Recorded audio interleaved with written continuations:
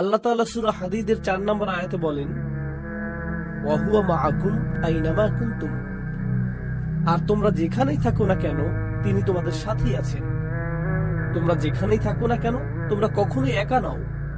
আল্লাহ তোমাদের সাথে থাকেন, তিনি তোমাদের দেখছেন, তিনি তোমাদের রক্ষা করছেন, তিনি তোমাদের কার্যক্রম প্রত্যক্ষ করছেন, তিনি তোমাদের পরীক্ষা করছেন প্রতিনিয়ত।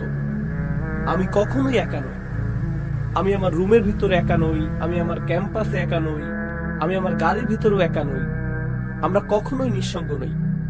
আল্লাহ শপথ করে বলছি, যদি আমরা শুধু একটি আয়াত অন্তর দিয়ে উপলব্ধি করতে পারতাম, ওয়া হুয়া মাআকুম আইনামা কুনতুম, তোমরা যেখানেই থাকো না কেন তিনি তোমাদের সাথেই আছেন।